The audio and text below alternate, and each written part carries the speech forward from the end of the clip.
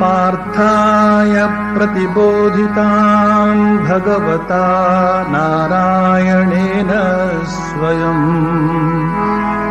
व्यासेन ग्रथितां पुराणमुनिना मध्ये महाभारतम् अद्वैतामृतवर्षिणीं भगवतीम् अष्टादशाध्यायिनीम् अम्ब त्वामनुसन्दधामि भगवद्गीते भवद्वेषिणीम् नमोऽस्तु ते व्यासविशालबुद्धे फुल्लारविन्दायतपत्रनेत्र येन त्वया भारततैलपूर्णः प्रज्वालितो ज्ञानमयप्रदीपः सर्वोपनिषदो गावो दोग्धा गोपालनन्दनः पार्थो वत्सः सुधीर्भोक्ता दुग्धम् गीतामृतम् महत् वसुदेवसुतं देवं कंसचाणूरमर्दनम् देवकी परमानन्दं कृष्णं वन्दे जगद्गुरुम् भीष्मद्रोणतटा जयद्रथजला गान्धारनीलोपला शल्यग्राहवती कृपेण वहनी कर्णेन वेलाकुला अश्वत्थामविकर्णघोरमकरा दुर्योधनावर्तिनी सोत्तीर्णा खलु पाण्डवैरणनदी कैवर्तककेशवः पाराशर्यवचः सरोजममलम् गीतार्थगन्धोत्कटम् नानाख्यानककेसरम् हरिकथा सम्बोधना बोधितम् लोके सज्जन षट्पदैरहरः पेपीयमानम् मुदा भूयाद् पंकजं कलिमल प्रध्वंसिन श्रेयसे मूकं करोति वाचालं पंगुं लंघयते गिरिम् यत्कृपातमहं वन्दे परमानन्दमाधवम् यं ब्रह्मा वरुणेन्द्ररुद्रमरुतस्तुन्वन्ति दिव्यैस्तवैः वेदैः साङ्गपदक्रमोपनिषदैः गायन्ति यं सामगाः ध्यानावस्थिततद्गतेन मनसा पश्यन्ति यं योगिनो यस्यान्तं न विदुः सुरासुरगणा देवाय तस्मै नमः। हरिः ओम्।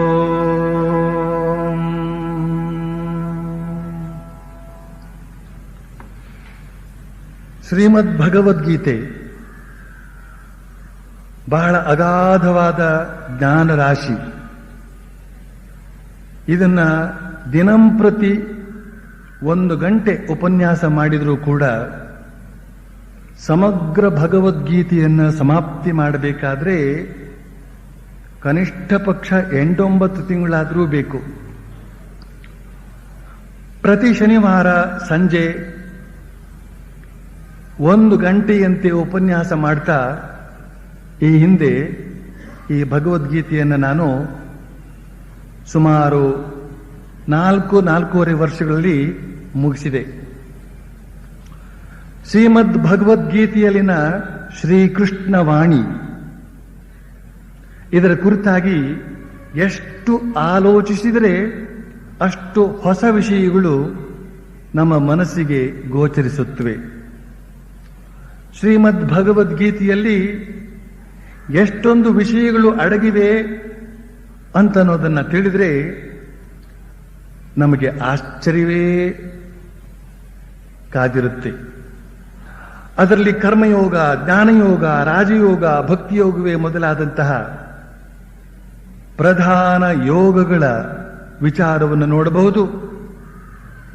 ಯಜ್ಞ ದೃಷ್ಟಿಯ ವಿವರವನ್ನು ನೋಡಬಹುದು.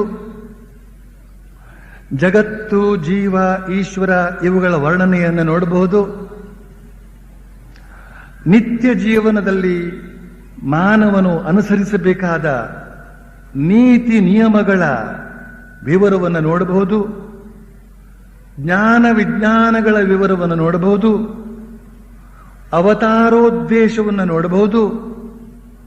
ಜನ್ಮಾಂತರ ಕರ್ಮಾಂತರಗಳನ್ನು ಮರ್ಮವನ್ನು ಕೂಡ ನೋಡಬಹುದು. ವರ್ಣಾಶ್ರಮ ಧರ್ಮಗಳ ವಿಂಗಡಣೆಯನ್ನು ಕೂಡ ನೋಡಬಹುದು. ದೈವಿ ಸಂಪತ್ತು, ಆಸುರಿ ಸಂಪತ್ತು ಇವುಗಳ ಪರಿಚಯವನ್ನು ಕೂಡ ಮಾಡಿಕೊಳ್ಳಬಹುದು. ಸತ್ವ, ರಜಸ್ಸು, ತಮಸ್ಸು ಈ 3 ಗುಣಗಳ ವಿಡಂಬನೆಯನ್ನ ನೋಡಬಹುದು. ಈ ತ್ರಿಗುಣಗಳಿಗೆ ಅನುಗುಣವಾಗಿ ಶ್ರದ್ಧೆ, ಯಜ್ಞ, ದಾನ, ತಪಸ್ಸು ಇವುಗಳೆಲ್ಲ 3 ಹೇಗೆ ಕಾರ್ಯವನ್ನು ನಿರ್ವಹಿಸುತ್ತವೆ ಅನ್ನೋದನ್ನು ಕೂಡ ನೋಡಬಹುದು. ನಮ್ಮ ಮನವೆಂಬ ಮರ್ಕಟನ ವಿವಿಧ ಚೇಷ್ಟೆಗಳನ್ನು ನೋಡಬಹುದು. ಶರಣಾಗತಿಯ ರಹಸ್ಯವನ್ನು ನೋಡಬಹುದು. ಭಗವಂತ ತನ್ನ ಭಕ್ತರಿಗೆ ಕೊಟ್ಟ ಭರವಸೆಯ ವೈಭವವನ್ನು ನೋಡಬಹುದು. ಮತ್ತು ಭಗವಂತನ ವಿಶ್ವರೂಪ ದರ್ಶನವನ್ನು ಮಾಡಬಹುದು. ಭಗವಂತನ ವಿಶ್ವರೂಪವನ್ನು ನೋಡಿದರೆ ಹೇಗೆ ನಮಗೆ ವಿಶ್ವದ ಸಮಗ್ರ ಪರಿಚಯವಾಗುತ್ತದೋ ಹಾಗೆಯೇ ಶ್ರೀಮದ್ ಭಗವದ್ಗೀತೆಯನ್ನ ಅಧ್ಯಯನ ಮಾಡಿ ಅರಿತರೆ ಭಗವಂತನ ಹಾಗೂ ಅವನ ಸೃಷ್ಟಿಯ ಅನಂತತೆಯ ಅರಿವಾಗುತ್ತೆ. ನಮಗೆ ಭಗವಂತನ ಅನಂತತೆಯ ಜ್ಞಾನ ಉಂಟಾದಾಗ ಅವನ ಮೇಲೆ ಭಕ್ತಿ ಮೂಡಿ ಬರುತ್ತೆ. ಇಲ್ಲಿ ಅರ್ಜುನನಿಗೂ ಕೂಡ ಭಗವಂತನ ವಿಶ್ವರೂಪವನ್ನು ನೋಡಿ ಅವನ ವಿಶ್ವವ್ಯಾಪಕತೆಯ ಜ್ಞಾನ ಉಂಟಾದಾಗ ಭಕ್ತಿ ಅಂಕುರಿಸಿದೆ. ಭಯದಿಂದ ಭಕ್ತಿ ಅಂತನ್ನುವ ಮಾತಿದೆ. ಇಲ್ಲಿ ಅರ್ಜುನ ಭಗವಂತ ಶ್ರೀಕೃಷ್ಣನ ವಿರಾಟ್ ರೂಪವನ್ನು ನೋಡಿ ಭಯಚಕಿತನಾಗುತ್ತಾನೆ. ತಾನು ನೋಡಿದ ಆ ವಿಶ್ವರೂಪದ ವರ್ಣನೆ ಮಾಡ್ತಾ ಹೇಳ್ತಾನೆ, ರೂಪಂ ಮಹತ್ತೇ ಬಹುವಕ್ತ್ರ ನೇತ್ರಂ ಮಹಾಬಾಹೋ ಬಹುಬಾಹೋರುಪಾದಂ ಬಹುದರಂ ಬಹುದಂಷ್ಟ್ರಾಕರಾಲಂ ದೃಷ್ಟ್ವಾ ಲೋಕಾ ಪ್ರವ್ಯತಿತಾಸ್ತತಾಹಂ. ಹೇ ಮಹಾಬಾಹೋ, ಅಸಂಖ್ಯಾತ ಮುಖಗಳು, ಅಸಂಖ್ಯಾತ ನೇತ್ರಗಳು, ಅಸಂಖ್ಯಾತ ಎದೆಗಳು, ಅಸಂಖ್ಯಾತ ಪಾದಗಳು, ಅಸಂಖ್ಯಾತ ಉದರಗಳು ಹಾಗೂ ಅಸಂಖ್ಯಾತ ಕೋರೆ ಹಲ್ಲುಗಳಿಂದ ಕೂಡಿರುವ ನಿನ್ನ ಈ ಕರಾಳ ರೂಪವನ್ನು ನೋಡಿ ಸಮಸ್ತ ಲೋಕವೇ ಭಯಗ್ರಸ್ತವಾಗಿದೆ. ನಾನೂ ಹೆದರಿದ್ದೇನೆ. ನಭಸ್ಪೃಶಂ ದೀಪ್ತಮನೇಕವರ್ಣಂ ವ್ಯಾತ್ತಾನನಂ ದೀಪ್ತ ವಿಶಾಲ ನೇತ್ರಂ ದೃಷ್ಟ್ವಾ ಹಿ ತ್ವಾಂ ಪ್ರವ್ಯಥಿತಾಂತರಾತ್ಮಾ ಧೃತಿಂ ನ ವಿಂದಾಮಿ ಶಮಂಚ ವಿಷ್ಣೋ. ಹೇ ದೇವ, ವಿಶಾಲ ನೇತ್ರಗಳಿಂದ ಹಾಗೂ ತೆರೆದ ಬಾಯಿಯಿಂದ ಕೂಡಿದ ಮತ್ತು ಗಗನಕ್ಕೆ ಬೆಳೆದು ನಿಂತಿರುವ ನಿನ್ನ ಈ ವಿಶ್ವರೂಪವನ್ನು ನೋಡಿ ನನ್ನ ಹೃದಯ ತಲ್ಲಣಿಸುತ್ತಿದೆ. ನಾನು ಬೆದರಿ ಕಂಗಾಲಾಗಿದ್ದೇನೆ. ಹೇ ವಿಷ್ಣು, ನನಗೆ ಶಾಂತಿಯೇ ಇಲ್ಲವಾಗಿದೆ. ದಂಷ್ಟ್ರಾಕರಾಲಾನಿ ಚ ತೇ ಮುಖಾನಿ ದೃಷ್ಟ್ವೈವ ಕಾಲಾನಲಸನ್ನಿಭಾನಿ ದಿಶೋ ನ ಜಾನೇ ನ ಲಭೇ ಚ ಶರ್ಮ ಪ್ರಸೀದ ದೇವೇಶ ಜಗನ್ನಿವಾಸ. ಹೇ ಜಗನ್ನಿವಾಸ, ಭಯಂಕರವಾದ ಕೋರೆ ದಾಡಿಗಳಿಂದ ಕೂಡಿದ ಪ್ರಳಯ ಕಾಲದ ಕಾಲಾಗ್ನಿಗೆ ಸಮನಾದ ನಿನ್ನ ಮುಖವನ್ನು ನೋಡಿ ನನಗೆ ದಿಗ್ಭ್ರಮೆ ಉಂಟಾಗುತ್ತಿದೆ. ಹೇ ದೇವದೇವ, ಪ್ರಸನ್ನನಾಗು. ಅಮೀಚ ತ್ವಾಂ ಧೃತರಾಷ್ಟ್ರಸ್ಯ ಪುತ್ರಾಃ ಸರ್ವೇ ಸರ್ವೈವ ವಾನಿಪಾಲಸಂಗೈಃ ಭೀಷ್ಮೋ ದ್ರೋಣಃ ಸೂತಪುತ್ರಸ್ತಥಾಸೌ ಸಾಸ್ಮದೀಯೈರಪಿ ಯೋಧಮುಖ್ಯೈಃ ವಕ್ತ್ರಾಣಿ ತೇ ತ್ವರಮಾಣಾ ವಿಶಂತಿ ದಂಷ್ಟ್ರಾಕರಾಲಾನಿ ಭಯಾನಕಾನಿ ಕೇಚಿದ್ವಿಲಗ್ನಾ ದಶನಾಂತರೇಷು ಸಂದೃಶ್ಯಂತೆ ಚೂರ್ಣಿತೈರುತ್ತಮಾಂಗೈಃ. ಹೇ ಕೃಷ್ಣ, ಅದೋ ನೋಡು, ಭೀಷ್ಮ, ದ್ರೋಣ, ಕರ್ಣ, ದುರ್ಯೋಧನಾದಿ ಕೌರವರು ಮತ್ತು ಇನ್ನೂ ಅನೇಕ ರಾಜರುಗಳು ಮಾತ್ರವಲ್ಲದೆ ನಮ್ಮ ಸೈನ್ಯದಲ್ಲಿರುವ ಅನೇಕ ಯೋಧರೆಲ್ಲರೂ ಕೋರೆ ಹಲ್ಲುಗಳಿರುವ ನಿನ್ನ ಆ ಭಯಾನಕ ಬಾಯಿಯೊಳಗೆ ಅತಿ ತ್ವರೆಯಿಂದ ಪ್ರವೇಶಿಸ್ತಾ ಇದ್ದಾರೆ. ಹಲ್ಲುಗಳ ಸಂಧಿಯಲ್ಲಿ ಅವರ ತಲೆಗಳು ಸಿಕ್ಕಿಕೊಂಡು ಕಟಕಟನೆ ಸದ್ದಾಗುತ್ತಾ ನುಚ್ಚು ನೂರಾಗಿ ಹೋಗ್ತಾ ಇವೆ. ಆಖ್ಯಾಹಿ ಮೇಕೋ ಭವಾನುಗ್ರ ರೂಪೋ ನಮೋಸ್ತು ತೇ ದೇವ ವರ ಪ್ರಸೀದ ವಿಜ್ಞಾತುಮಿಚ್ಛಾಮಿ ಭವಂತಮಾದ್ಯಂ ನಹಿ ಪ್ರಜಾನಾಮಿ ತವ ಪ್ರವೃತ್ತಿಂ. ಹೇ ದೇವ, ನಿನಗೆ ನಮೋ ನಮಃ. ಏನಿದು ನಿನ್ನ ಲೀಲೆ? ಈ ರೀತಿಯಾಗಿ ಉಗ್ರ ರೂಪವನ್ನು ಧರಿಸಿರುವಂತಹ ನೀನು ಯಾರಿರಬಹುದು? ಯಾತಕ್ಕಾಗಿ ಈ ರೂಪ ಧರಿಸಿದೆ? ನನಗದನ್ನು ತಿಳಿಸು ಅಂತ ಅರ್ಜುನ ಭಯಗ್ರಸ್ತನಾಗಿ ಕೇಳಿಕೊಂಡಾಗ ಶ್ರೀಕೃಷ್ಣ ತನ್ನ ಸ್ವರೂಪ ಪರಿಚಯವನ್ನು ಹೇಳ್ತಾನೆ. ಕಾಲೋಸ್ಮಿ ಲೋಕಕ್ಷಯ ಕೃತ್ ಪ್ರವೃದ್ಧೋ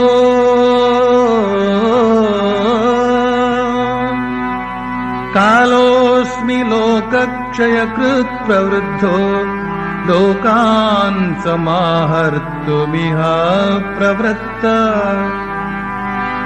ಋತೆ ಪಿತ್ವಾ ನ ಭವಿಷ್ಯಂತಿ ಸರ್ವೇ ಏವ ಸ್ಥಿತಾ ಪ್ರತ್ಯನೀಕೇಷು ಯೋಧಾ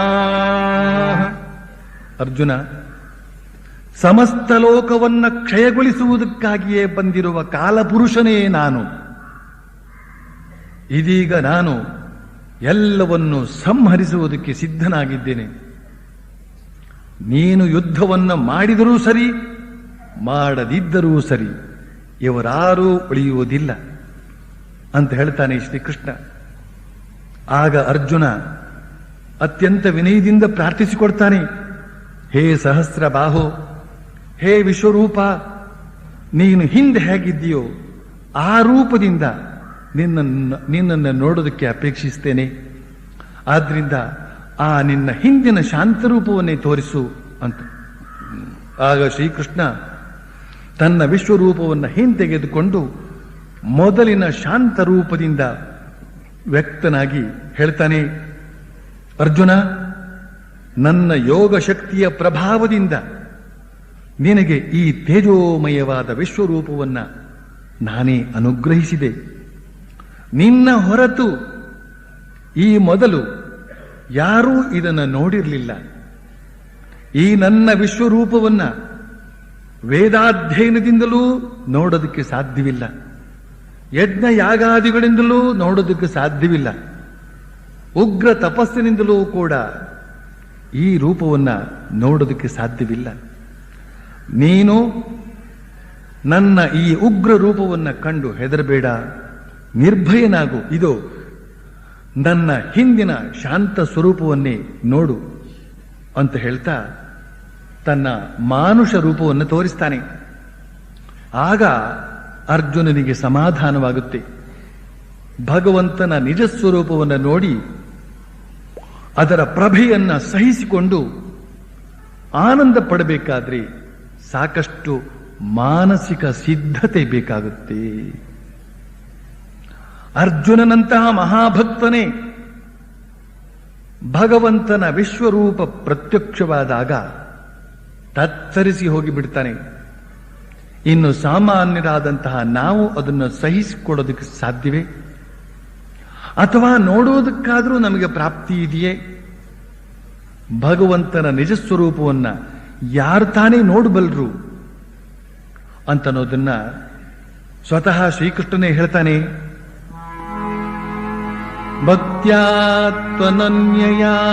ಶಕ್ಯ ಅಹಮೇವಂ ವಿದೋರ್ಜುನ ಜ್ಞಾತುಂ ದ್ರಷ್ಟುಂಚ ತತ್ವೇನ ಪ್ರವೇಷ್ಟುಂಚ ಪರಂತಪ.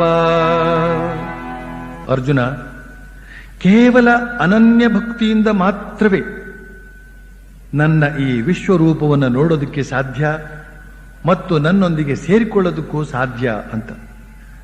ಇಲ್ಲಿ ಶ್ರೀಕೃಷ್ಣ ತನ್ನನ್ನು ಸಾಕ್ಷಾತ್ಕಾರ ಮಾಡಿಕೊಳ್ಬೇಕೆಂಬವರಿಗೆ ಭಕ್ತಿಯ ಅವಶ್ಯಕತೆಯನ್ನು ತಿಳಿಸಿಕೊಡ್ತಾ ಇದ್ದಾನೆ. ಮತ್ತೆ ಇನ್ನೊಂದು ಮಾತಿನಲ್ಲಿ ಭಕ್ತಿಯ ಪರಿಚಯವನ್ನ ಈ ರೀತಿ ಮಾಡಿಸಿಕೊಡ್ತಾ ಹೇಳ್ತಾನೆ. ಮತ್ಕರ್ಮ ಕೃತ್ ಮತ್ಪರಮೋ ಮದ್ಭಕ್ತ ಸಂಗವರ್ಜಿತ ನಿರ್ವೈರ ಸರ್ವಭೂತೇಷು ಯಸ್ಸ ಮಾಮೇತಿ ಪಾಂಡವ. ಹೇ ಅರ್ಜುನ, ಯಾರು ನನಗಾಗಿ ಸತ್ಕರ್ಮಗಳನ್ನು ಮಾಡ್ತಾರೋ, ನನ್ನಲ್ಲಿ ಭಕ್ತಿ ಉಳ್ಳವರಾಗಿ ಹಾಗೂ ಸಂಘವರ್ಜಿತರಾಗಿ ನನಗೆ ಶರಣು ಬರ್ತಾರೋ ಮತ್ತು ಸಕಲ ಜೀವರನ್ನು ಯಾವುದೇ ಬಗೆಯಿಂದ ದ್ವೇಷಿಸುವುದಿಲ್ಲವೋ ಅವರು ನನ್ನನ್ನು ಪಡೀತಾರೆ ಅಂತ ಹೇಳ್ತಾನೆ ಶ್ರೀಕೃಷ್ಣ. ಹೀಗೆ ಶ್ರೀಕೃಷ್ಣ ಅರ್ಜುನನಿಗೆ ತನ್ನ ವಿಶ್ವರೂಪವನ್ನು ತೋರಿಸುವುದರ ಮೂಲಕ ತನ್ನ ಮಾಹಾತ್ಮ್ಯವನ್ನ ಅರಿವು ಮಾಡಿಸಿಕೊಟ್ಟು ತನ್ನ ಮೂಲಕ ಭಕ್ತಿಯ ಪಾಠವನ್ನು ಹೇಳಿಕೊಡ್ತಾ ಇದ್ದಾನೆ. ಹೀಗೆ ವಿಭೂತಿ ಯೋಗ, ವಿಶ್ವರೂಪ ದರ್ಶನ ಯೋಗ ಅಂತನ್ನುವ ಅಧ್ಯಾಯಗಳು ಮುಗಿದ ಮೇಲೆ ಭಕ್ತಿ ಯೋಗ ಪ್ರಾರಂಭವಾಗೋದು. ಇದು ತುಂಬಾ ಸೂಕ್ತವಾಗಿದೆ. ಭಗವಂತನ ಅನಂತ ಕಲ್ಯಾಣ ಗುಣಗಳನ್ನು ತಿಳಿದ ಮೇಲೆ, ಅವನ ಅನಂತ ಶಕ್ತಿ ಸಾಮರ್ಥ್ಯಗಳನ್ನು ತಿಳಿದ ಮೇಲೆ, ಅವನ ಅದ್ಭುತ ಅನಂತ ರೂಪಗಳನ್ನು ತಿಳಿದ ಮೇಲೆ ಸ್ವಾಭಾವಿಕವಾಗಿಯೇ ಅವನನ್ನು ಪ್ರೀತಿಸಬೇಕು, ಅವನಲ್ಲಿ ಭಕ್ತಿ ತಾಳಬೇಕು ಅಂತನ್ನುವ ಭಾವ ಮೂಡಿಬರುತ್ತೆ. ಆದರೆ ಭಗವಂತನಲ್ಲಿ ಇಡಬೇಕಾದ ಭಕ್ತಿಯ ಸ್ವರೂಪ ಎಂಥದ್ದು ಅಂತನ್ನೋದನ್ನ ತಿಳಿದುಕೊಳ್ಳಬೇಕಾದ್ದು ಬಹಳ ಮುಖ್ಯ. ಅಶ್ರದ್ಧೆಯ ಭಕ್ತಿಗೆ ಅವನು ಒಲಿದಾನೆ, ಕಪಟಾಚರಣೆಯ ಭಕ್ತಿಗೆ ಅವನು ಒಲಿದಾನೆ, ಲೆಕ್ಕಾಚಾರದ ಭಕ್ತಿಗೆ ಅವನು ಒಲಿದಾನೆ. ಈ ಕಪಟಾಚರಣೆಯ ಭಕ್ತಿಯನ್ನು ನಾವು ಎಲ್ಲೆಲ್ಲೂ ಕಾಣಬಹುದಾಗಿದೆ. ಇಲ್ಲಿ ಶ್ರೀಕೃಷ್ಣ ನಿಜವಾದ ಭಕ್ತಿಯ ಸ್ವರೂಪವನ್ನ ಪರಿಚಯ ಮಾಡಿಸಿಕೊಡ್ತಾ ಇದ್ದಾನೆ. ಈ ಭಕ್ತಿ ಯೋಗದ ಅಧ್ಯಾಯಕ್ಕಿಂತಲೂ ಹಿಂದಿನ ಹಲವಾರು ಅಧ್ಯಾಯಗಳಲ್ಲಿ ಶ್ರೀಕೃಷ್ಣ ಭಕ್ತಿಯ ಸ್ವರೂಪವನ್ನು ತಿಳಿಸಿಕೊಟ್ಟದ್ದುಂಟು. ಆದರೆ ಈ ಅಧ್ಯಾಯದಲ್ಲಿ ಭಕ್ತಿಯ ಶುದ್ಧ ರೂಪವನ್ನು ತಿಳಿಸಿಕೊಡ್ತಾ ಇದ್ದಾನೆ ಶ್ರೀಕೃಷ್ಣ. ಈ ಭಕ್ತಿ ಅನ್ನೋದು ಒಂದೇ ಪದವಾದರೂ ಕೂಡ ಇದರಲ್ಲಿ 4 ಪ್ರಭೇದಗಳಿವೆ ಅನ್ನೋದನ್ನು ಶ್ರೀಕೃಷ್ಣ ಹಿಂದೆಯೇ ತಿಳಿಸಿದ್ದುಂಟು. ಚತುರ್ವಿಧ ಭಜಂತೆ ಮಾಂ ಜನಾ ಸುಕೃತಿನೋರ್ಜುನ ಆರ್ತೋ ಜಿಜ್ಞಾಸುರರ್ಥಾರ್ಥಿ ಜ್ಞಾನೀ ಚ ಭರತರ್ಷಭ. ಅರ್ಜುನ, 4 ವಿಧದ ಸುಕೃತಿಗಳು ಅಂದ್ರೆ ಪುಣ್ಯಾತ್ಮರು ನನ್ನನ್ನು ಭಜಿಸ್ತಾರೆ. ಅವ್ರು ಯಾರು ಅಂದ್ರೆ ಆರ್ತರು, ಅರ್ಥಾರ್ಥಿಗಳು, ಜಿಜ್ಞಾಸುಗಳು ಮತ್ತು ಜ್ಞಾನಿಗಳು ಅಂತ ಹೇಳ್ತಾನೆ ಶ್ರೀಕೃಷ್ಣ. ಇಲ್ಲಿ ಆರ್ತ ಭಕ್ತರು ಅಂದ್ರೆ ಕಷ್ಟ ಕಾಲದಲ್ಲಿ ಭಗವಂತನನ್ನ ಭಜಿಸುವವರು, ಸಂಕಟ ಬಂದಾಗ ವೆಂಕಟರಮಣ ಅನ್ನುವವರು. ಜಿಜ್ಞಾಸು ಭಕ್ತರು ಅಂದ್ರೆ ಭಗವಂತನ ಕುರಿತಾಗಿ, ಆಧ್ಯಾತ್ಮಿಕತೆಯ ಕುರಿತಾಗಿ ತಿಳಿದುಕೊಳ್ಳುವ ಕುತೂಹಲ ಇರುವವರು. ಅರ್ಥಾರ್ಥಿಗಳಾದ ಭಕ್ತರು ಅಂತಂದ್ರೆ ನಾನಾ ಬಗೆಯ ಕಾಮನೆಗಳನ್ನ ಈಡೇರಿಸಿಕೊಡುವಂತೆ ಭಗವಂತನನ್ನ ಗೋಳು ಹೊಯ್ಕೊಳ್ಳುವವರು. ಜ್ಞಾನಿ ಭಕ್ತರು ಅಂತಂದ್ರೆ ವೈಯಕ್ತಿಕವಾದ ಯಾವ ಬಯಕೆಗಳು ಕಾಮನೆಗಳು ಇಲ್ಲದೆ ಕೇವಲ ಭಗವಂತನ ಪ್ರೀತಿಯನ್ನ ಆಸ್ವಾದಿಸ್ತಾ ಭಗವತ್ ಪ್ರೇಮದಲ್ಲಿ ಮತ್ತರಾಗಿ ಇರುವವರು. ಈ ಬಗೆಯ ಜ್ಞಾನಿ ಭಕ್ತನ ಭಕ್ತಿ ಅನ್ನೋದು ಏಕಭಕ್ತಿ, ನಿಷ್ಠಾಭಕ್ತಿ, ಅನನ್ಯ ಭಕ್ತಿ ಅನ್ನೋದಾಗಿ ವರ್ಣಿಸ್ತಾನೆ ಶ್ರೀಕೃಷ್ಣ. ಹೀಗೆ ಶ್ರೀಕೃಷ್ಣ ಹಿಂದೆ ಹಾಗೂ ವಿಶ್ವರೂಪ ದರ್ಶನ ಮಾಡಿಸಿದಂತಹ ಈ ಸಂದರ್ಭದಲ್ಲಿ ಭಕ್ತಿಯ ಗರಿಮೆಯ ಕುರಿತಾಗಿ ಬಣ್ಣಿಸ್ತಾನೆ. ಈ ಸಂದರ್ಭದಲ್ಲೇ ಅರ್ಜುನನ ಮನಸ್ಸಿನಲ್ಲಿ ಒಂದು ಪ್ರಶ್ನೆ ಹೇಳುತ್ತೆ. ಏನು ಅಂತಂದ್ರೆ, ಭಕ್ತಿಪರವಾದ ಸಗುಣೋಪಾಸನೆ ಶ್ರೇಷ್ಠವೋ ಅಥವಾ ಜ್ಞಾನಪರವಾದಂತಹ ನಿರ್ಗುಣೋಪಾಸನೆ ಶ್ರೇಷ್ಠವೋ ಅಂತ. ಅರ್ಜುನನಲ್ಲಿ ಈ ಪ್ರಶ್ನೆ ಹೇಳೋದಕ್ಕೆ ಒಂದು ಕಾರಣ ಇದೆ. ಏನು ಅಂತಂದ್ರೆ, ಶ್ರೀಕೃಷ್ಣ ಈ ಹಿಂದೆ ಅವನಿಗೆ ಜ್ಞಾನಯೋಗದ ಬಗ್ಗೆ ಕೆಲವು ಮಾಹಿತಿಯನ್ನು ಕೊಡ್ತಾ ಪರಬ್ರಹ್ಮದ ನಿರ್ಗುಣ ನಿರಾಕಾರದ ವಿಷಯವಾಗಿ ತಿಳಿಸಿದ್ದ. ಈಗ ವಿಶ್ವರೂಪ ದರ್ಶನ ಮಾಡಿಸುವುದರ ಮೂಲಕ ತನ್ನ ಸಗುಣ ಸಾಕಾರದ ಸ್ವರೂಪವನ್ನ, ವೈಭವವನ್ನ ತಿಳಿಸ್ತಾ ಭಕ್ತಿಯ ಅವಶ್ಯಕತೆಯನ್ನು ಬಣ್ಣಿಸ್ತಾ ಇದ್ದಾನೆ. ಈ 2 ಪ್ರಾಮುಖ್ಯ ವಿಚಾರಗಳು ಅವನ ಗಮನಕ್ಕೆ ಬಂದದ್ದರಿಂದ ಅವನಲ್ಲಿ ಈ ಪ್ರಶ್ನೆ ಹೇಳುತ್ತೆ. ಜ್ಞಾನಪರವಾದ ಆ ನಿರ್ಗುಣೋಪಾಸನೆ ಶ್ರೇಷ್ಠವೋ ಅಥವಾ ಭಕ್ತಿಪರವಾದಂತಹ ಈ ಸಗುಣೋಪಾಸನೆ ಶ್ರೇಷ್ಠವೋ ಅಂತ. ಆದ್ರಿಂದ ಕೇಳ್ತಾ ಇದ್ದಾನೆ,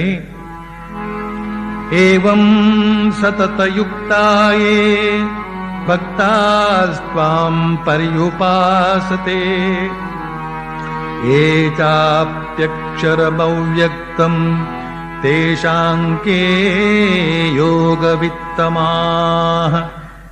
ಹೇ ಕೃಷ್ಣ, ಸತತವೂ ಯುಕ್ತರಾಗಿ ನಿನ್ನನ್ನು ಉಪಾಸನೆ ಮಾಡುವವರು ಶ್ರೇಷ್ಠರೋ ಅಥವಾ ಅಕ್ಷರವಾದ ಅಂದ್ರೆ ನಾಶವಿಲ್ಲದ ಅವ್ಯಕ್ತವನ್ನು ಉಪಾಸಿಸುವವರು ಶ್ರೇಷ್ಠರೋ ಅಂತ. ಇಲ್ಲಿ ಅರ್ಜುನ ನೇರವಾಗಿ ಸಗುಣ ನಿರ್ಗುಣ ಶಬ್ದವನ್ನು ಉಪಯೋಗಿಸೋದಿಲ್ಲ. ಅವನು ಹೇಳೋದಿಷ್ಟೇ, ಹೇ ಕೃಷ್ಣ, ನಿನ್ನನ್ನು ಉಪಾಸಿಸುವವರು ಯೋಗಿ ಶ್ರೇಷ್ಠರೋ ಅಥವಾ ಅಕ್ಷರವಾದಂತಹ ಅವ್ಯಕ್ತವನ್ನ ಉಪಾಸನೆ ಮಾಡುವವರು ಯೋಗಿ ಶ್ರೇಷ್ಠರೋ ಅಂತ. ಇಲ್ಲಿ ಅರ್ಜುನ ಶ್ರೀಕೃಷ್ಣನನ್ನೇ ಸಗುಣ ಸಾಕಾರ ಬ್ರಹ್ಮ ಅಂತ ಗುರುತಿಸಿದ್ದಾನೆ. ಹಾಗೂ ನಿರ್ಗುಣ ನಿರಾಕಾರ ಬ್ರಹ್ಮವನ್ನ ಅಕ್ಷರ, ಅವ್ಯಕ್ತ ಅನ್ನುವ ಶಬ್ದಗಳಿಂದ ಸೂಚಿಸ್ತಾನೆ. ಅರ್ಜುನ ಈಗ ಇಲ್ಲಿ ಈ ಪ್ರಶ್ನೆಯನ್ನ ಕೇಳಿದರೂ ಕೂಡ ಇದು ಅನಾದಿ ಕಾಲದ ಪ್ರಶ್ನೆಯೇ ಸರಿ. ಭಗವಂತನ ಮೂಲ ಸ್ವರೂಪಕ್ಕೆ ಯಾವ ನಾಮವೂ ಇಲ್ಲ, ಯಾವ ರೂಪವೂ ಇಲ್ಲ. ಆದರೆ ಅದೇ ಭಗವಂತ ಲೀಲೆಯಾಡೋದಕ್ಕಾಗಿ ಈ ಸೃಷ್ಟಿಯನ್ನು ಮಾಡಿ ಜೀವರನ್ನು ನಿರ್ಮಿಸಿ ತಾನೂ ಅವತರಿಸಿ ತನ್ನ ವ್ಯಕ್ತ ಸ್ವರೂಪವನ್ನು ಪರಿಚಯಿಸಿಕೊಡ್ತಾನೆ. ಅವನು ವ್ಯಕ್ತನಾದಾಗ ನಾಮರೂಪಗಳಿಲ್ಲದ ಅವನಿಗೆ ನಾಮರೂಪಗಳು ಬರುತ್ತವೆ. ಹಿರಣ್ಯಕಶಿಪುವಿನ ನಾಶಕ್ಕಾಗಿ ಹಾಗೂ ಪ್ರಹ್ಲಾದನ ರಕ್ಷಣೆಗಾಗಿ ಕಂಬದಿಂದ ವ್ಯಕ್ತನಾಗಿ ನರಸಿಂಹ ರೂಪವನ್ನು ತಾಳ್ತಾನೆ. ದಶರಥ ಕೌಸಲ್ಯರ ಮಗನಾಗಿ ರಾಮರೂಪವನ್ನು ಧರಿಸ್ತಾನೆ. ವಸುದೇವ ದೇವಕಿಯರ ಪುತ್ರನಾಗಿ ಕೃಷ್ಣರೂಪವನ್ನು ಧರಿಸ್ತಾನೆ. ಯಾರು ರಾಮನೋ ಯಾರು ಕೃಷ್ಣನೋ ಅವನೇ ರಾಮಕೃಷ್ಣನಾಗಿ ರೂಪ ಧರಿಸಿದ್ದಾನೆ. ಹೀಗೆ ನಾಮರೂಪಗಳಿಲ್ಲದ ಪರಬ್ರಹ್ಮ ವಸ್ತು ಈ ಬಗೆಯಿಂದ ನಾಮರೂಪಗಳನ್ನು ಧರಿಸಿ ದೃಗ್ಗೋಚರನಾಗುತ್ತಾನೆ. ಇವನನ್ನೇ ಸಗುಣ ಸಾಕಾರ ಬ್ರಹ್ಮ ಅಂತ ಗುರುತಿಸಿ ಆರಾಧಿಸಲಾಗುತ್ತೆ, ಉಪಾಸಿಸಲಾಗುತ್ತೆ. ಯಾರ ಮನಸ್ಸಿನಲ್ಲಿ ಈ ಭಕ್ತಿಭಾವ ಅಂತ ಹೇಳ್ತಕ್ಕಂಥದ್ದು ವಿಶೇಷವಾಗಿರುತ್ತದೋ ಅವರು ಭಗವಂತನ ಯಾವುದಾದರೂ ನಾಮವನ್ನು ರೂಪವನ್ನು ಆಶ್ರಯಿಸಿ ಉಪಾಸನೆ ಮಾಡ್ತಾರೆ. ಉದಾಹರಣೆಗೆ ನರಸಿಂಹ ಮಂತ್ರವನ್ನು ಜಪಿಸಬಹುದು, ರಾಮ ಮಂತ್ರವನ್ನು ಜಪಿಸಬಹುದು, ಕಾಳಿ ಮಂತ್ರವನ್ನು ಜಪಿಸಬಹುದು, ಅಥವಾ ಕೃಷ್ಣ ಮಂತ್ರವನ್ನೇ ಜಪಿಸಬಹುದು. ಅವನ ರೂಪವನ್ನ ಹಾಗೂ ಗುಣಗಳನ್ನ ಚಿಂತಿಸ್ತಾ ನಾಮವನ್ನು ಜಪಿಸುವುದೇ ಸಗುಣೋಪಾಸನೆ. ಆದರೆ ಯಾರು ಜ್ಞಾನಿ ಮನೋಭಾವದವರಾಗಿರ್ತಾರೋ ಅವರು ಭಗವಂತನ ನಾಮರೂಪಗಳ ಕಡೆಗೆ ಗಮನ ಕೊಡದೆ ಕೇವಲ ಓಂಕಾರವನ್ನು ಜಪಿಸ್ತಾ ಪರಬ್ರಹ್ಮದ ಅನುಸಂಧಾನ ಮಾಡ್ತಾ ಇರುತ್ತಾರೆ. ಈ ಅನಂತ ಅಪಾರ ಅಗಾಧ ಅವ್ಯಕ್ತ ಅಕ್ಷರ ಸ್ವರೂಪವಾದ ಪರಬ್ರಹ್ಮ ವಸ್ತುವಿನ ಉಪಾಸನೆಯೇ ನಿರ್ಗುಣೋಪಾಸನೆ ಅಂತ ಕರೆಸಿಕೊಳ್ಳುತ್ತದೆ. ಆ ಭಕ್ತಿಪರವಾದ ಸಗುಣೋಪಾಸಕರು ಯೋಗಿಗಳೇ. ಈ ಜ್ಞಾನಪರವಾದಂತಹ ನಿರ್ಗುಣೋಪಾಸಕರು ಯೋಗಿಗಳೇ. ಆದರೆ ಇವರಲ್ಲಿ ಹೆಚ್ಚು ಶ್ರೇಷ್ಠರು ಯಾರು ಅನ್ನೋದು ಅರ್ಜುನನ ಪ್ರಶ್ನೆ. ಅರ್ಜುನ ಈ ಪ್ರಶ್ನೆಯನ್ನು ಕೇಳೋದಕ್ಕೆ ಶ್ರೀಕೃಷ್ಣ ಹಿಂದಿನ ಅಧ್ಯಾಯದಲ್ಲಿ ಹೇಳಿದಂತಹ ಒಂದು ಮಾತೆ ನಾಂದಿ ಆಯಿತು. ಅವನೇನು ಹೇಳಿದ? ಭಕ್ತ್ಯಾ ತ್ವನನ್ಯಯಾ ಶಕ್ಯ ಆಮೇವಂ ವಿಧೋರ್ಜುನ ಜ್ಞಾತುಂ ದ್ರಷ್ಟುಂಚ ತತ್ವೇನ ಪ್ರವೇಷ್ಟುಂಚ ಪರಂತಪ. ಅರ್ಜುನ, ಕೇವಲ ಅನನ್ಯ ಭಕ್ತಿಯಿಂದ ಮಾತ್ರ ನನ್ನ ಈ ವಿಶ್ವರೂಪವನ್ನು ತಿಳಿಯೋದಕ್ಕೆ, ನೋಡೋದಕ್ಕೆ ಮತ್ತು ತತ್ವತಃ ನನ್ನನ್ನು ಸೇರಿಕೊಳ್ಳೋದಕ್ಕೂ ಸಾಧ್ಯ ಅಂತ. ನನ್ನನ್ನು ಸೇರಿಕೊಳ್ಳೋದಕ್ಕೆ, ನನ್ನಲ್ಲಿ ಪ್ರವೇಶಿಸುವುದಕ್ಕೆ ಸಾಧ್ಯ ಅಂತ ಶ್ರೀಕೃಷ್ಣ ಹೇಳಿದಾಗ ಈ ಮಾತಿನ ಅರ್ಥ ಏನು? ಸಾಯುಜ್ಯವನ್ನು ಹೊಂದುವುದು ಅಂತ ಅರ್ಥ. ಸಾಲೋಕ್ಯ, ಸಾರೂಪ್ಯ, ಸಾಮೀಪ್ಯ, ಸಾಯುಜ್ಯ ಇವುಗಳೆಲ್ಲ ಆಧ್ಯಾತ್ಮಿಕ ಅನುಭವಗಳ ವಿವಿಧ ಹಂತಗಳು. ಭಗವಂತ ಶ್ರೀಕೃಷ್ಣ ಇಲ್ಲಿ ತನ್ನನ್ನ ಅನನ್ಯ ಭಕ್ತಿಯಿಂದ ಸೇವಿಸುವವರು ತನ್ನ ಕುರಿತಾಗಿ ಅರಿವು ಮಾಡಿಕೊಳ್ಳೋದಲ್ಲದೆ ತನ್ನ ಭವ್ಯವಾದ ವಿಶ್ವರೂಪವನ್ನು ಸಾಕ್ಷಾತ್ತಾಗಿ ನೋಡೋದು ಅಲ್ಲದೆ ತನ್ನಲ್ಲೇ ಪ್ರವೇಶ ಹೊಂದುವುದಕ್ಕೂ ಶಕ್ಯ ಅಂತ ಹೇಳ್ತಾನೆ. ಜ್ಞಾತುಂ ದ್ರಷ್ಟುಂಚ ತತ್ವೇನ ಪ್ರವೇಷ್ಟುಂಚ ಪರಂತಪ ಅಂತ. ಇಲ್ಲಿ ಶ್ರೀಕೃಷ್ಣ ಉಪಯೋಗಿಸಿದಂತಹ ತತ್ವೇನ ಅನ್ನುವ ಶಬ್ದದ ಚಮತ್ಕಾರವನ್ನ ನಾವು ಗಮನಿಸಬೇಕು. ತತ್ವೇನ ಮಾಂ ಪ್ರವೇಷ್ಟುಂ ಶಕ್ಯ ಅಂದ್ರೆ ನನ್ನನ್ನು ತತ್ವತಃ ಪ್ರವೇಶಿಸುವುದಕ್ಕೆ ಸಾಧ್ಯ ಅಂತ. ಶ್ರೀಕೃಷ್ಣನನ್ನು ಸಾಕ್ಷಾತ್ತಾಗಿ ನೋಡೋದೇ ಒಂದು ವಿಚಾರವಾದರೆ ಅವನನ್ನು ತತ್ವತಃ ಪ್ರವೇಶ ಮಾಡೋದೇ ಇನ್ನೊಂದು ವಿಚಾರ.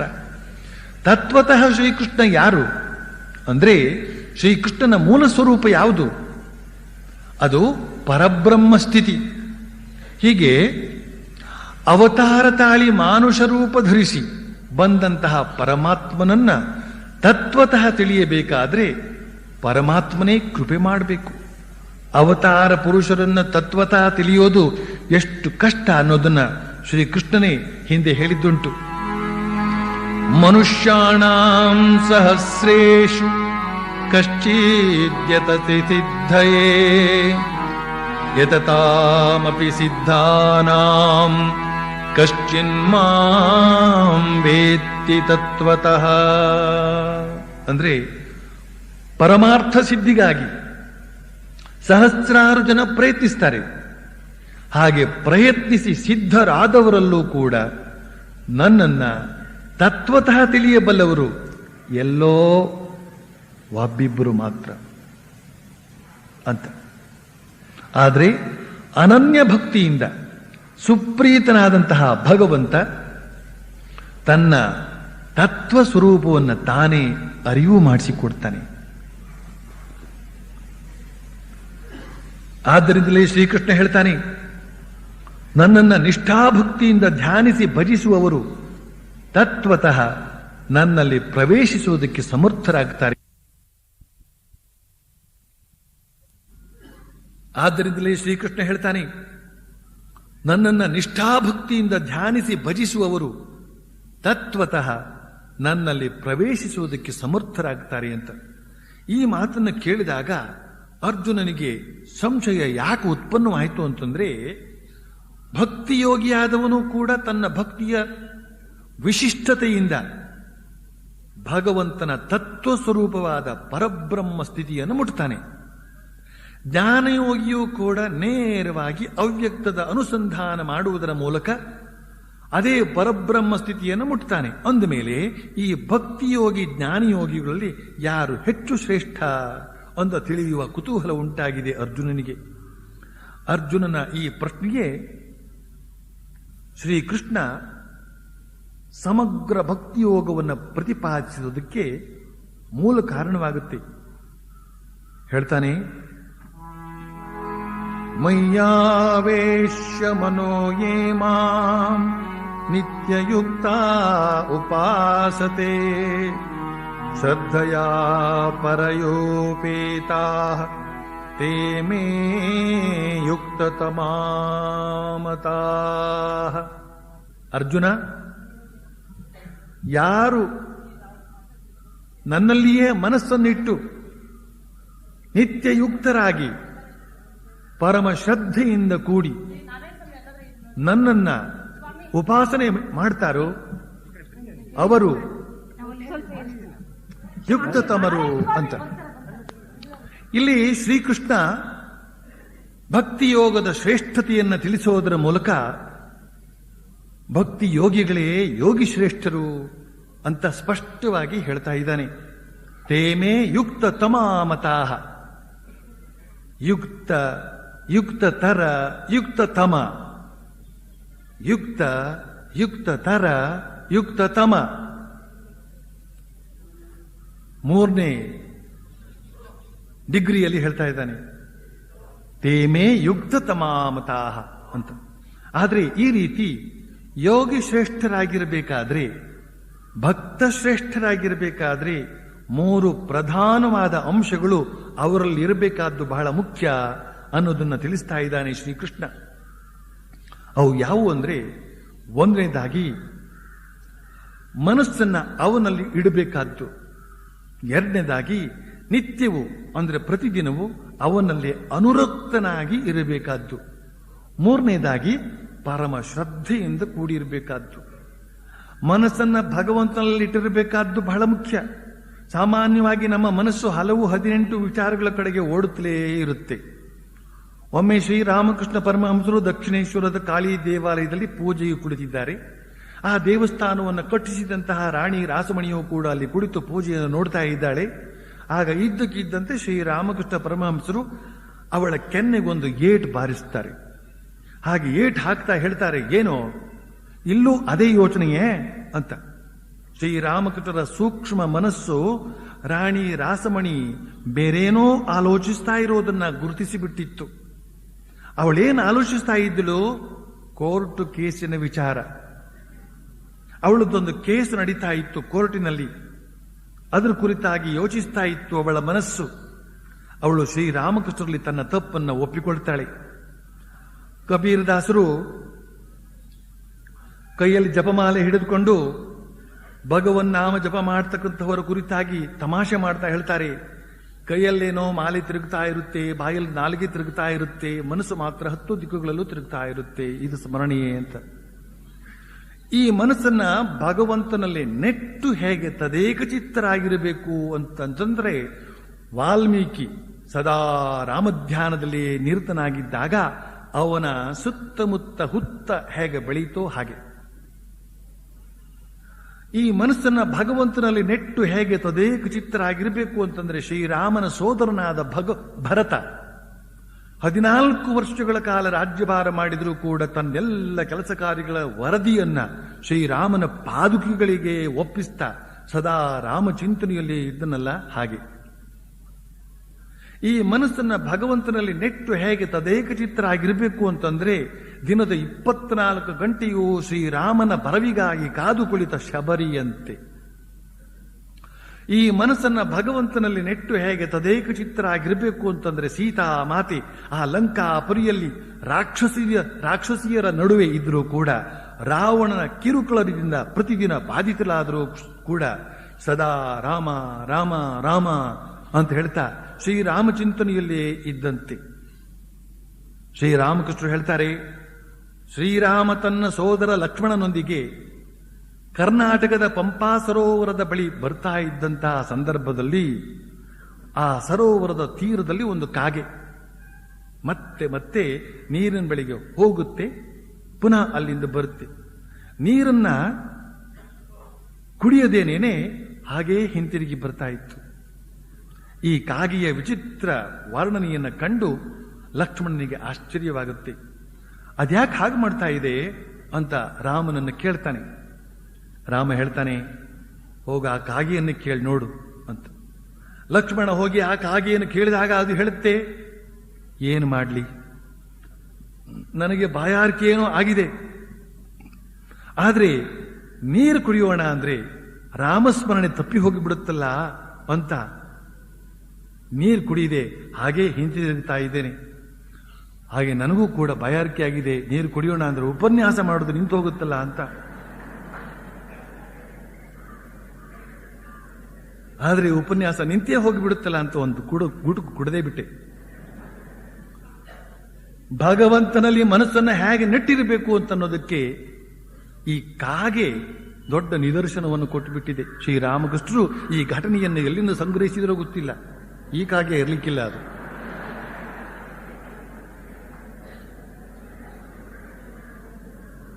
ಬೃಂದಾವನದ ಗೋಪಿಕಾ ಸ್ತ್ರೀಯರು ಈ ಬಗೆಯ ಭಕ್ತಿಗೆ ಇನ್ನೊಂದು ಉದಾಹರಣೆ.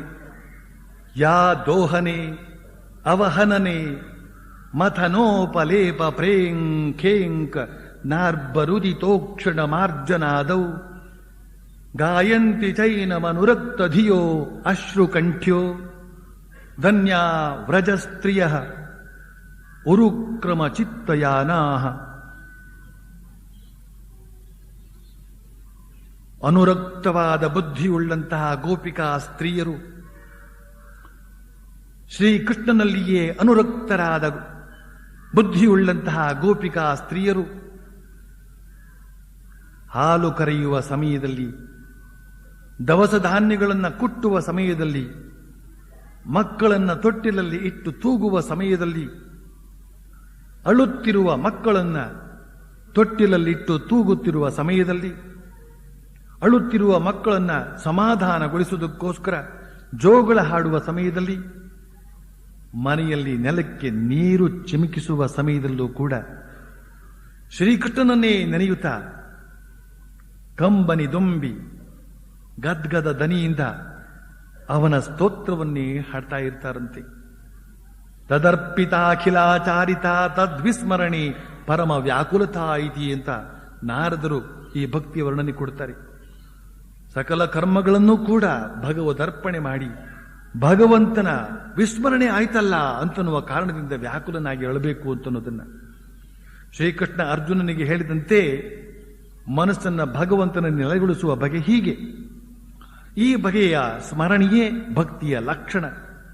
ಇದಲ್ಲದೆ ಇಲ್ಲಿ ಇನ್ನೂ ಒಂದು ಅಂಶ ಸೇರಿರಬೇಕು ಅಂತ ಹೇಳ್ತಾನೆ ಶ್ರೀಕೃಷ್ಣ. ಅದ್ಯಾವುದು ಅಂತಂದ್ರೆ, ಶ್ರದ್ಧಯೋ ಪರಯೋಪೇತಾ ತೇಮೇ ಯುಕ್ತತಮಾ ಮತಾಹ. ಅಂದ್ರೆ ಶ್ರದ್ಧೆ, ಪರಮಶ್ರದ್ಧೆ ಸೇರಿರಬೇಕು ಆ ಭಕ್ತಿಯಲ್ಲಿ. ಭಗವಂತನ ಸ್ಮರಣೆ ಮಾಡಬೇಕು, ಆದರೆ ಪರಮಶ್ರದ್ಧೆಯಿಂದ ಮಾಡಬೇಕು.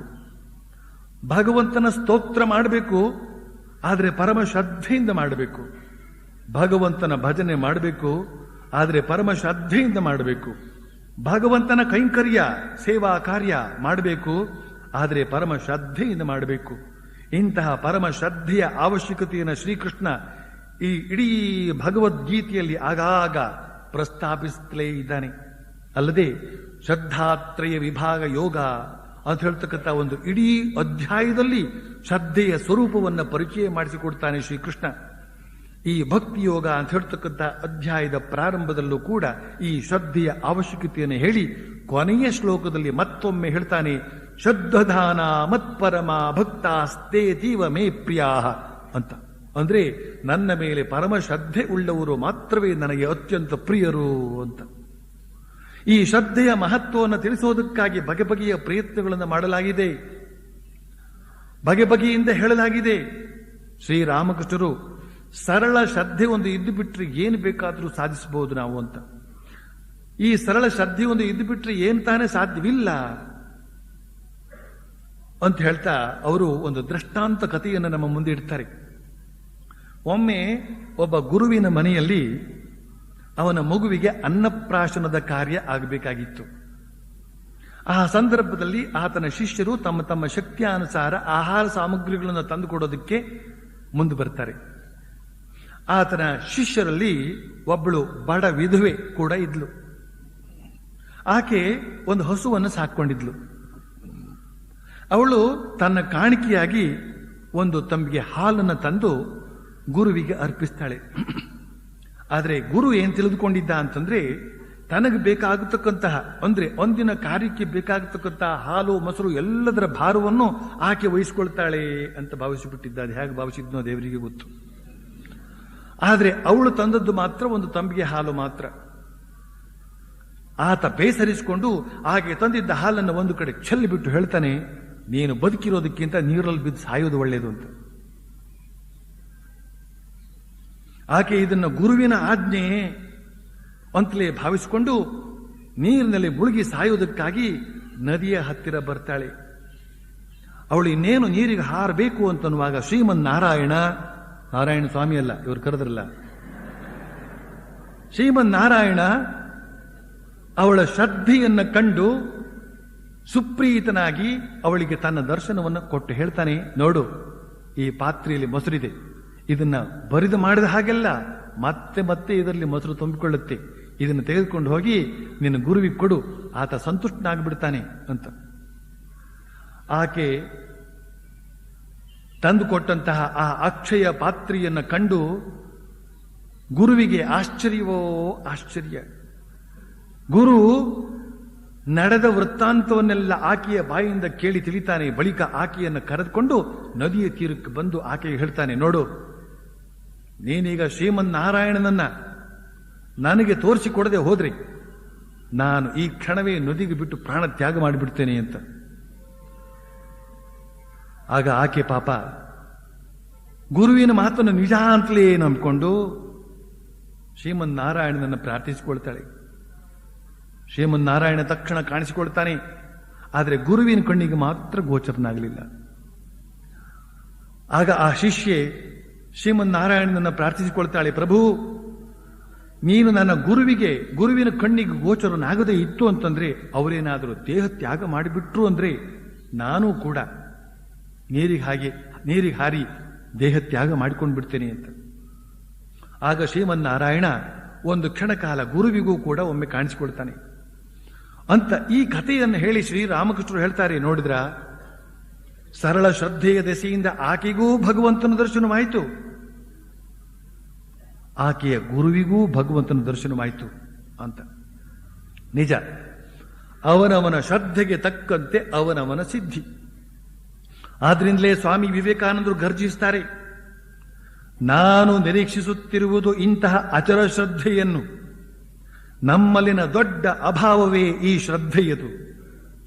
ಈಗ ನಮ್ಮ ಮುಂದಿರುವ ದೊಡ್ಡ ಕೆಲಸವೇ ಈ ಶ್ರದ್ಧೆಯನ್ನು ಮರಳಿ ಪಡೆಯುವುದು.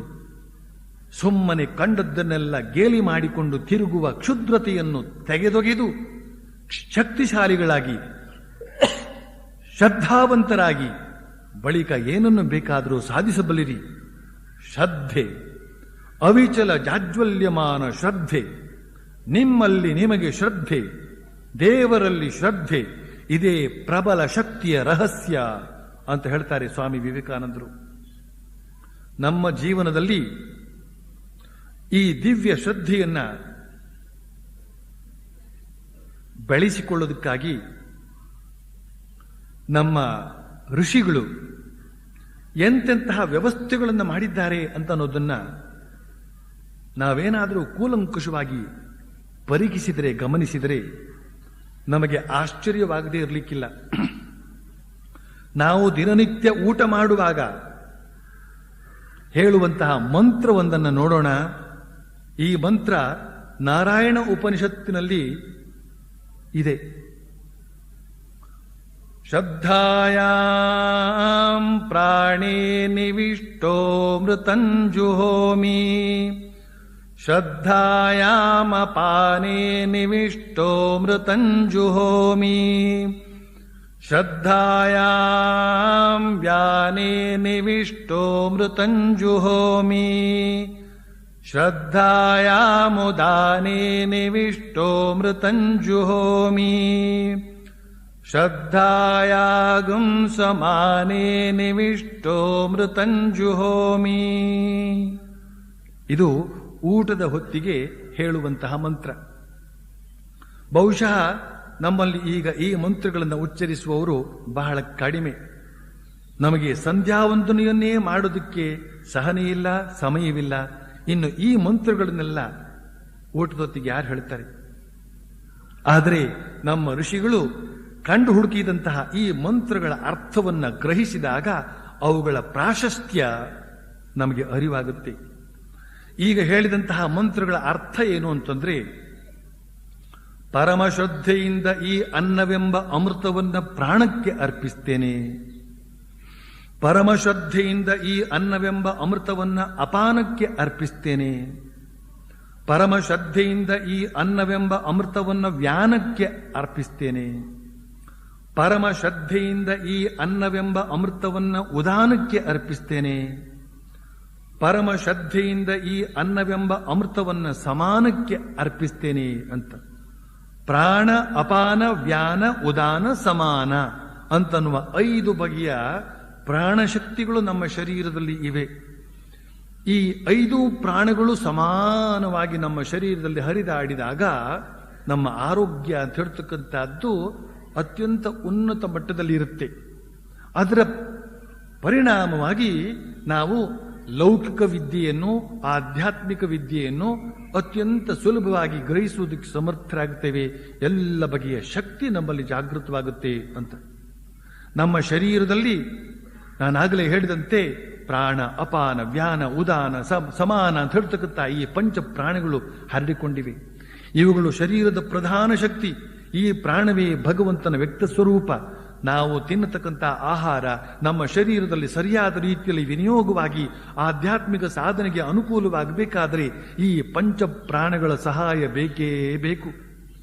ಆದ್ದರಿಂದ ಊಟಕ್ಕೆ ಕೈ ಹಚ್ಚುವ ಮೊದಲು ಈ ಪ್ರಾರ್ಥನೆಯನ್ನು ಮಾಡ್ತಾ ಪಂಚ ಪ್ರಾಣಗಳಿಗೆ 5 ತುತ್ತನ್ನ ಸಾಂಕೇತಿಕವಾಗಿ ಆಹುತಿ ಕೊಟ್ಟು ಆಮೇಲೆ ಪ್ರಾರ್ಥಿಸಿಕೊಳ್ಳಲಾಗುತ್ತೆ.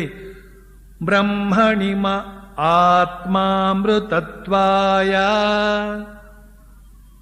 ಬ್ರಹ್ಮಣಿಮ ಆತ್ಮಾಮೃತತ್ವಾಯ ಅಂತಂದ್ರೆ ಈ ಆಹುತಿಗಳ ಮೂಲಕ ನನ್ನ ಆತ್ಮ ಪರಮಾತ್ಮನಲ್ಲಿ ಸೇರಿ ಅಮೃತತ್ವ ಪಡೆಯುವಂತಾಗಲಿ ಅಂತಲೇ ಈ ಪ್ರಾರ್ಥನೆ.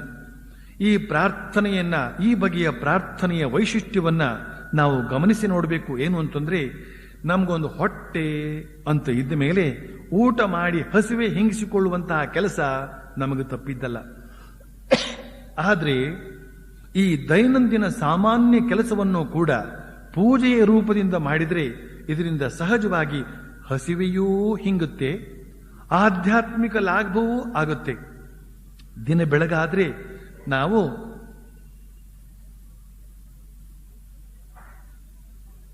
ಮಾಡಲೇಬೇಕಾದಂತಹ ಊಟವನ್ನ ಆಧ್ಯಾತ್ಮಿಕ ದೃಷ್ಟಿಯಿಂದ ಪರಮ ಶ್ರದ್ಧೆಯಿಂದ ಮಾಡುವ ಹಾಗೆ ವ್ಯವಸ್ಥೆಯನ್ನ ಕಲ್ಪಿಸಿದಂತಹ ನಮ್ಮ ಪೂರ್ವಜರ ವಿವೇಕ ದೃಷ್ಟಿ ಎಷ್ಟು ಅಸದೃಶವಾದದ್ದು ಅಂತನ್ನೋದನ್ನ ನಾವು ಗಮನಿಸಿ ನೋಡಬೇಕು. ಇದಾದ ಮೇಲೆ ಊಟ ಮಾಡುವವನು ಅಮೃತೋಪಸ್ತರಣಮಸಿ ಅಂತ ಹೇಳಿ ಒಂದು ಉದ್ಧರಣೆ ನೀರನ್ನ ಕುಡಿಬೇಕು. ಇದರ ಅರ್ಥ ಏನು ಅಂತಂದ್ರೆ, ಇದೀಗ ತಾನೇ ಹೊಟ್ಟೆಯೊಳಗೆ ಹಾಕುವಂತಹ ಅಮೃತಮಯನಾದ ಅನ್ನ ಬ್ರಹ್ಮನಿಗೆ ಇದು ಮಂತ್ರಪೂರ್ವಕವಾದ ನೀರಿನ ಆಸನ. ನಾವು ಯಾವ ವಸ್ತುವನ್ನು ಶ್ರೇಷ್ಠವಾದದ್ದು ಅಂತ ಭಾವಿಸ್ತೇವೋ ಅದನ್ನು ಶ್ರೇಷ್ಠವಾದ ಆಸನದ ಮೇಲೆ ಇಡ್ತೇವೆ. ಹಾಗೇನೇನೆ ಇಲ್ಲಿ ನಾವು ಅತ್ಯಂತ ಶ್ರೇಷ್ಠವಾದ ಅನ್ನ ಬ್ರಹ್ಮವನ್ನ ಹೊಟ್ಟೆಯೊಳಗೆ ಇಳಿಸ್ತಾ ಇದ್ದೇವೆ. ಇದಕ್ಕೆ ಆಸನ ಯಾವುದು ಅಂತಂದ್ರೆ ಅಮೃತೋಪಸ್ತರಣಮಸಿ ಅಂತ ಹೇಳಿ ಕೂಡಿದಂತಹ ಮಂತ್ರೋದಕ. ಇದಾದ ಮೇಲೆ ಪುನಃ ಪ್ರಾರ್ಥನಾ ರೂಪವಾಗಿ ಪಂಚ ಪ್ರಾಣಗಳಿಗೆ ಆಹಾರವನ್ನ ಸಮರ್ಪಿಸಬೇಕು. ಅದನ್ನು ಕೂಡ ಹೇಗೆ ಸಮರ್ಪಿಸಬೇಕು? ಶ್ರದ್ಧೆಯಿಂದ, ಪ್ರೀತಿಯಿಂದ.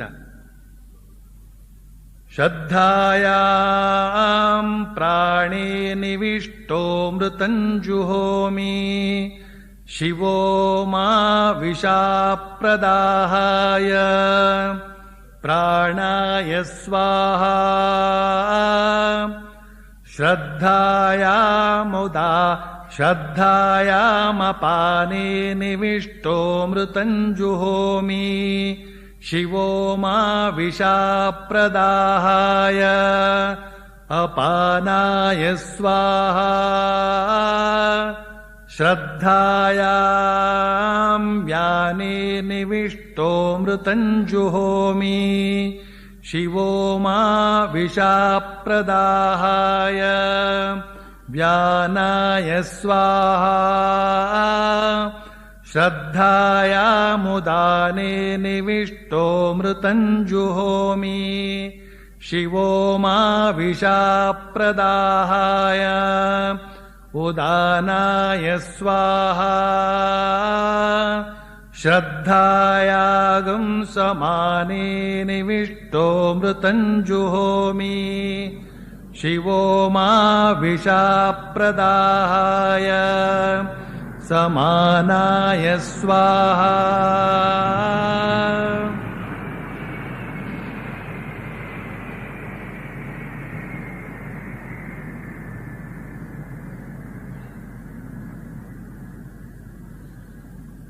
ಈ ಮಂತ್ರದ ಅರ್ಥ ಏನು ಅಂತಂದ್ರೆ, ನಾನು ಶ್ರದ್ಧೆಯಿಂದ ಸಮರ್ಪಿಸಿದ ಈ ಅನ್ನ ಚೆನ್ನಾಗಿ ಜೀರ್ಣವಾಗಿ ಶರೀರಗತವಾಗಲಿ ಮತ್ತು ಮಂಗಳಪ್ರದವಾಗಲಿ ಅಂತ ಹೀಗೆ ಹೇಳ್ತಾ, ಯಾವ ಭಗವಂತ ನಮ್ಮಲ್ಲಿ ಪ್ರಾಣರೂಪದಿಂದ, ಅಪಾನ ರೂಪದಿಂದ, ವ್ಯಾನ ರೂಪದಿಂದ, ಉದಾನ ರೂಪದಿಂದ ಹಾಗೂ ಸಮಾನ ರೂಪದಿಂದ ಇದಾನೋ ಅವನಿಗೆ ಪರಮ ಶ್ರದ್ಧೆಯಿಂದ ಅರ್ಪಿಸಬೇಕು. ಹೀಗೆ ಊಟ ಮುಗಿಸಿದ ಮೇಲೆ ಅಮೃತಾಪಿಧಾನಮಸಿ ಅಂತ ಹೇಳ್ತಕ್ಕಂಥ ಈ ಮಂತ್ರ ಹೇಳಿ ಒಂದು ಉದ್ಧರಣೆ ನೀರು ಕುಡಿಬೇಕು. ಇದರ ಅರ್ಥ ಏನು ಅಂತಂದ್ರೆ, ಈಗ ತಾನೇ ಒಳಗೆ ಕಳಿಸಿದಂತಹ ಅಮೃತೋಪಮವಾದ ಅನ್ನ ಬ್ರಹ್ಮಕ್ಕೆ ಈ ಮಂತ್ರಪೂರ್ವಕವಾದ ಹೊದಿಕೆ ಅಂತ. ಆಮೇಲೆ ಪುನಃ ಪ್ರಾರ್ಥನಾ ಪೂರ್ವಕವಾಗಿ ಮಂತ್ರ ಹೇಳೋದಕ್ಕಿದೆ. ಶ್ರದ್ಧಾಯಾಂ ಪ್ರಾಣೇ ನಿವಿಶ್ಯಾಮೃತಗಂ ಹುತಂ ಪ್ರಾಣಮನ್ನೇನಾಪ್ಯಾಯಸ್ವ ಶ್ರದ್ಧಾಯಾಮಪಾನೇ ನಿವಿಶ್ಯಾಮೃತಗಂ ಹುತಂ ಅಪಾನಮನ್ನೇನಾಪ್ಯಾಯಸ್ವ ಶ್ರದ್ಧಾಯಾಂ ವ್ಯಾನೇ ನಿವಿಶ್ಯಾಮೃತಗಂ ಹುತಂ ವ್ಯಾನಮನ್ನೇನಾಪ್ಯಾಯಸ್ವ ಶ್ರದ್ಧಾಯಾಮುದಾನೇ ನಿವಿಶ್ಯಾಮೃತಗಂ ಹುತಂ ಉದಾನಮನ್ನೇನಾಪ್ಯಾಯಸ್ವ ಶ್ರದ್ಧಾಯಾಗಂ ಸಮಾನೇ ನಿವಿಶ್ಯಾಮೃತಗಂ ಹುತಂ ಸಮಾನಮನ್ನೇನಾಪ್ಯಾಯಸ್ವ. ಇದರ ಅರ್ಥ ಏನು ಅಂತ ಹೇಳಿದ್ರೆ, ನಾನು ಪರಮ ಶ್ರದ್ಧೆಯಿಂದ ಆದರಪೂರ್ವಕವಾಗಿ ಈ ಅಮೃತಮಯ ಅನ್ನವನ್ನ ಪ್ರಾಣಕ್ಕೆ ಅರ್ಪಿಸಿದ್ದೇನೆ. ಇದರಿಂದಾಗಿ ನನ್ನ ಪ್ರಾಣಶಕ್ತಿ ವರ್ಧಿಸಲಿ. ನಾನು ಪರಮ ಶ್ರದ್ಧೆಯಿಂದ ಆದರಪೂರ್ವಕವಾಗಿ ಈ ಅಮೃತಮಯ ಅನ್ನವನ್ನ ಅಪಾನಕ್ಕೆ ಅರ್ಪಿಸಿದ್ದೇನೆ. ಇದರಿಂದ ನನ್ನ ಅಪಾನ ಶಕ್ತಿ ವರ್ಧಿಸಲಿ. ನಾನು ಪರಮ ಶ್ರದ್ಧೆಯಿಂದ ಆದರಪೂರ್ವಕವಾಗಿ ಈ ಅಮೃತಮಯವಾದ ಅನ್ನವನ್ನ ವ್ಯಾನಕ್ಕೆ ಅರ್ಪಿಸಿದ್ದೇನೆ. ಇದರಿಂದಾಗಿ ನನ್ನ ವ್ಯಾನ ಶಕ್ತಿ ವರ್ಧಿಸಲಿ. ನಾನು ಪರಮ ಶ್ರದ್ಧೆಯಿಂದ ಆದರಪೂರ್ವಕವಾಗಿ ಈ ಅಮೃತಮಯ ಅನ್ನವನ್ನ ಉದಾನಕ್ಕೆ ಅರ್ಪಿಸಿದ್ದೇನೆ. ಇದರಿಂದಾಗಿ ನನ್ನ ಉದಾನ ಶಕ್ತಿ ವರ್ಧಿಸಲಿ. ನಾನು ಪರಮ ಶ್ರದ್ಧೆಯಿಂದ ಆದರಪೂರ್ವಕವಾಗಿ ಈ ಅಮೃತಮಯ ಅನ್ನವನ್ನ ಸಮಾನಕ್ಕೆ ಅರ್ಪಿಸಿದ್ದೇನೆ. ಇದರಿಂದಾಗಿ ನನ್ನ ಸಮಾನ ಶಕ್ತಿ ವರ್ಧಿಸಲಿ ಅಂತ. ಈ ಭಾವನೆಯೆಲ್ಲ ಎಷ್ಟು ಅದ್ಭುತವಾಗಿದೆ ನೋಡಿ.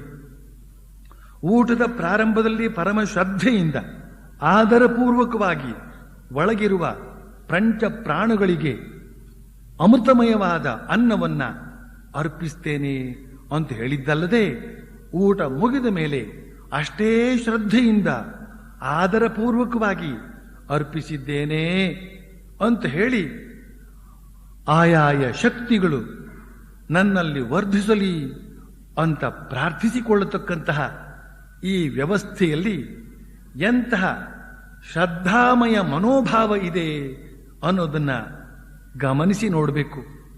ತಟ್ಟೆಗೆ ಊಟವನ್ನು ಬಡಿಸೋದೇ ತಟ, ತಟ್ಟೆಗೆ ಊಟವನ್ನು ಬಡಿಸೋದೇ ತಡ, ಗಬಗಬನೆ ಬಕಾಸುರನ ಹಾಗೆ ಹೊಟ್ಟೆಗೆ ಒಂದಿಷ್ಟು ತುಂಬಿಕೊಂಡು ಆಫೀಸಿಗೋ ಫ್ಯಾಕ್ಟರಿಗೋ ಓಡೋದು ಹೇಗಿದೆ, ಈ ತರಹ ಶ್ರದ್ಧಾಪೂರ್ವಕವಾಗಿ ಪೂಜ್ಯ ಬುದ್ಧಿಯಿಂದ ಊಟ ಮಾಡೋದು ಹೇಗಿದೆ. ಶ್ರೀಮದ್ ಭಗವದ್ಗೀತೆಯ ಶ್ರದ್ಧಾತ್ರಯ ವಿಭಾಗ ಯೋಗದಲ್ಲಿ ಶ್ರೀಕೃಷ್ಣ ಹೇಳ್ತಾನೆ, ಶ್ರದ್ಧಾಮಯೋಯಂ ಪುರುಷಃ ಯೋ ಯತ್ ಶ್ರದ್ಧಃ ಸ ಏವ ಸಹ. ಅಂದ್ರೆ ಪ್ರತಿಯೊಬ್ಬ ಮನುಷ್ಯನೂ ಶ್ರದ್ಧಾವಂತನೇ. ಆದರೆ ಯಾರ ಶ್ರದ್ಧೆ ಯಾವ ಮಟ್ಟದ್ದೋ ಅವನ ವ್ಯಕ್ತಿತ್ವ ಅಂತಹ ಮಟ್ಟದ್ದಾಗಿರುತ್ತೆ ಅಂತ. ಮನುಷ್ಯನಿಗೂ ಇರುವ ವ್ಯತ್ಯಾಸ ಈ ಶ್ರದ್ಧೆಯಲ್ಲಿದೆ. ಮಂದ ಶ್ರದ್ಧೆ ಇರುವವನು ಸಾಮಾನ್ಯ ಮನುಷ್ಯ, ಮಧ್ಯಮ ಶ್ರದ್ಧೆ ಇರುವವನು ಮಧ್ಯಮ ಮಟ್ಟದ ಮನುಷ್ಯ, ಉತ್ತಮ ಶ್ರದ್ಧೆ ಇರುವವನು ಶ್ರೇಷ್ಠ ಮನುಷ್ಯ. ಆದ್ರಿಂದಲೇ ಶ್ರೀಕೃಷ್ಣ ಅರ್ಜುನನಿಗೆ ಹೇಳ್ತಾ ಇದ್ದಾನೆ, ಶ್ರದ್ಧೆಯ ಪರಯೋಪೇತಾ ತೇಮೇ ಯುಕ್ತತಮಾ ಮತಾಹ ಅಂತ. ಯಾರು ನನ್ನನ್ನು ಪರಮ ಶ್ರದ್ಧೆಯಿಂದ ಉಪಾಸನೆ ಮಾಡ್ತಾರೋ ಅವರೇ ಅತ್ಯಂತ ಶ್ರೇಷ್ಠ ಯೋಗಿಗಳು ಅಂತ. ಹೀಗೆ ಭಕ್ತಿಯಲ್ಲಿ ಶ್ರದ್ಧೆ ಅಂತ ಹೇಳ್ತಕ್ಕಂಥದ್ದು ಸೇರಿಕೊಂಡಿರಬೇಕು, ಶ್ರದ್ಧೆಯಲ್ಲಿ ಭಕ್ತಿ ಸೇರಿಕೊಂಡಿರಬೇಕು. ಹಾಗಿದ್ದರೆ ಮಾತ್ರ ನಾವು ಭಗವಂತನಿಗೆ ಪ್ರಿಯರಾಗುತ್ತೇವೆ. ಶ್ರೀಕೃಷ್ಣ ತನಗೆ ಎಂಥವರು ಪ್ರಿಯ ಅನ್ನೋದನ್ನು ಬಹುಸ್ಪಷ್ಟವಾಗಿ ವಿವರಿಸೋದನ್ನ ಮುಂದೆ ನಾವು ನೋಡ್ಲಿಕ್ಕಿದ್ದೇವೆ ಅಂತ ಹೇಳಿ ಇಂದಿನ ಉಪನ್ಯಾಸವನ್ನು ಮುಗಿಸ್ತೇನೆ. ಮುಂದಿನದನ್ನ ಶ್ರೀಕೃಷ್ಣನ ಕೃಪೆಯಿಂದ ನಾಳೆ ಸಂಜೆ 5:45 ಮುಂದುವರಿಸ್ತೇನೆ ಅಂತ ಹೇಳಿ ಇಂದಿನ ಉಪನ್ಯಾಸವನ್ನು ಮುಗಿಸ್ತೇನೆ. ಓಂ ವಸುದೇವಸುತಂ ದೇವಂ ಕಂಸಚಾಣೂರಮರ್ದನಂ ದೇವಕೀ ಪರಮಾನಂದಂ ಕೃಷ್ಣಂ ವಂದೇ ಜಗದ್ಗುರುಂ. ಹರಿ ಓಂ ತತ್ಸತ್.